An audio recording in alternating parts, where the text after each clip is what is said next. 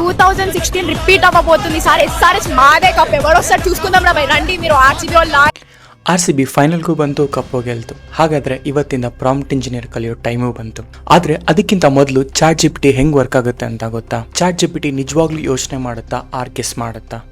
Answer ಇಲ್ಲ. LLMs ಮನುಷ್ಯರ ಹತ್ರ ಥಿಂಕ್ ಮಾಡಲ್ಲ. ಅವು ನೆಕ್ಸ್ಟ್ ವರ್ಡ್ನ ಪ್ರಿಡಿಕ್ಟ್ ಮಾಡ್ತವೆ. Example, capital of France is ಅಂತ ಬರೆದ್ರೆ ಮುಂದೆ ಪ್ಯಾರಿಸ್ ಬರೋ ಸಾಧ್ಯತೆ ಜಾಸ್ತಿ ಇದೆ ಅಂತ ಪ್ರಿಡಿಕ್ಟ್ ಮಾಡುತ್ತೆ.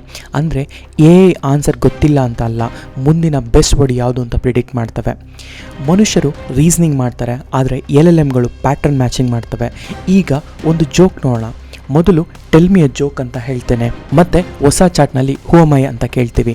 ಅದಕ್ಕೆ ಚಾಟ್ GPT ಅಣ್ಣ ನಾವಿಬ್ಬರು ಈಗ ತಾನೇ ಭೇಟಿ ಆಗಿದ್ದು ಅಂತ ಕೇಳಲ್ಲ. ಯಾಕೆಂದರೆ ಚಾಟ್ GPTಗೆ ಮೆಮೊರಿ ಇಲ್ಲ. ಪ್ರಾಂಪ್ಟ್ ಅಂದರೆ ಎಂಟೈರ್ ಕಂಟೆಕ್ಸ್ಟ್. ಅದಕ್ಕಾಗಿ ಪ್ರಾಂಪ್ಟ್ ಇಂಜಿನಿಯರಿಂಗಲ್ಲಿ 4 ಇಂಪಾರ್ಟೆಂಟ್ ಸ್ಟೆಪ್ಸ್ಗಳು. ಒಂದು ಕಂಟೆಕ್ಸ್ಟ್, ಇನ್ಸ್ಟ್ರಕ್ಷನ್, ಇನ್ಪುಟ್ ಮತ್ತು ಔಟ್ಪುಟ್ ಫಾರ್ಮೆಟ್. ಈ 4 ಕ್ಲಿಯರ್ ಆಗಿದ್ದರೆ ಔಟ್ಪುಟ್ ಕೂಡ ಬೆಟರ್ ಆಗಿ ಬರುತ್ತೆ. ಇದನ್ನೇ ಪ್ರಾಂಪ್ಟ್ ಇಂಜಿನಿಯರಿಂಗ್ ಅಂದರೆ. ಸೊ